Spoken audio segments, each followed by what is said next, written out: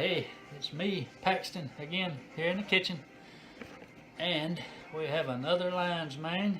If you've been following along, you saw me harvest this thing the other day, and it's been, I don't know, close to a week, and this thing feels like it's held up pretty well, so that's good to know. But I got another recipe off of YouTube, and I'm just gonna follow it straight forward. And this one I'm gonna use a little bit of heavy whipping cream, and instead of using the butter, I'm gonna use grapeseed oil. The recipe called for olive oil, so I guess I will change that, but salt and pepper. So pretty simple, but it looked better when this lady did it on YouTube, so hopefully I can sort of replicate that. Before I get started, I want to show you a little gift. If you're into mushrooms, you might like this, but a friend brought me this. I don't know if you can see that, but anyway, it's dehydrated wood ears from the Asian store in Little Rock, and yeah, somebody told me they rehydrate really well, and so I'm gonna probably be cooking with those a little bit. And if I like these, I may try to wild harvest some, because I have saw them in the woods, and if I find a lot of them, more than I can eat, maybe I try to dehydrate my own and have some food put up for myself. That would be pretty cool. Anyway, back to the lion's mane. First thing I want to do, if you can see some of that, don't look so fresh. That's just where it was attached to the wood. Got a little bit of stuff on it. I'm going to trim that off because I don't want to wash this thing with water. It will soak up the water and it'll mess it up. It'll make it mushy. So, first part will be like the last time. Yeah, that's good enough. And I kind of got some of that out of the hairs. Probably won't be perfect, but I'm not perfect, so it'll be okay. But we want to cut little slices, about yay thick, quarter, half inch, whatever. And here goes. So, still kind of porous, but it's a lot more solid than the last one I was cooking. And by the way, this would probably be a good vegetarian recipe, not vegan, because it does have a dairy product, but vegetarian, and hopefully I get that seafood flavor that they're talking about. I may cut that in half, but we'll wait. Yeah, this feels a lot better than the other one, a lot more solid. You can see again, kind of porous, but not. The other one was just like cottage cheese. You can see straight through it. Alright, so there's that. To the skillet. Okay, yep, we've got the oil hot. I guess you can see from that. Unfortunately, the eye is not perfectly level. It makes it a little bit challenging to cook with, but let's put some of these on here.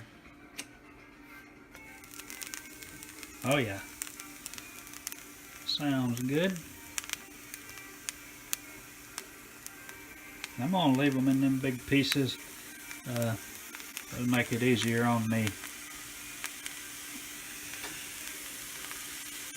So yeah, and this lady that was cooking it, she cooked it pretty brown. So hopefully we'll get this right this time. Okay, so let it go for a minute.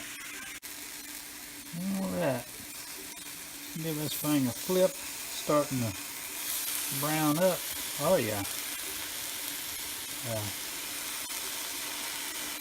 Some of them better than others, but probably move those to the outside and these other guys to the inside. Alright, let me do that. So, you got them flipped. You can see a little bit of moisture cooking out of that big one in the middle. but not nearly as much as the last time, which is good. Because I harvested the other one, it was actually raining on and off all that day when I harvested it, and this one was a lot drier, and that probably was part of my problem. But anyway, let's give it another minute to cook on this side, and if that side gets good and browned up, we'll probably add the cream. Okay, so I see this middle one browning up on the other side, so I'm going to try to get that other side brown. The heat ain't all that even on here, but whoop, it's hot. Alright, moving right along. Haven't added any of the salt or any of the pepper, and I probably won't do so until I get the cream in there. Added the salt and pepper just now because I'm about to add a little bit of cream. Maybe a little more. Get the fork here and move that around. There we go. Alright. I hope this turns out alright.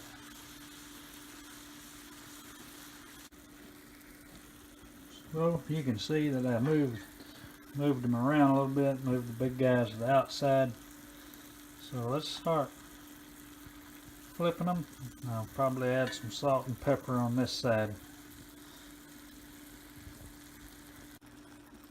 Okay, so flipped it, added a little bit more cream to it, put some more salt and pepper on it, and probably going to let this go. I may move them around a little, but I probably won't flip them again.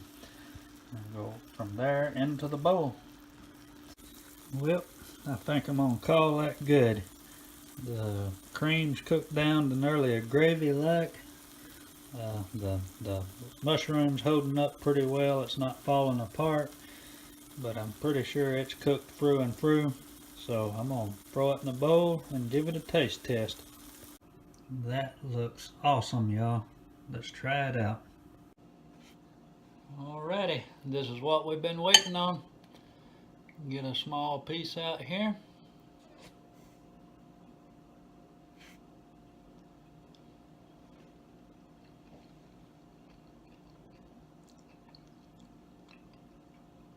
Now that's what I'm talking about. Got it right. So I can't remember who it was that put the video out there that showed how to cook it this way, but thank you anyway. That is a lot better. Like I said, that's a vegetarian dish. It's not vegan because it has dairy products in it, and I'm not a vegetarian, but I could definitely go for this.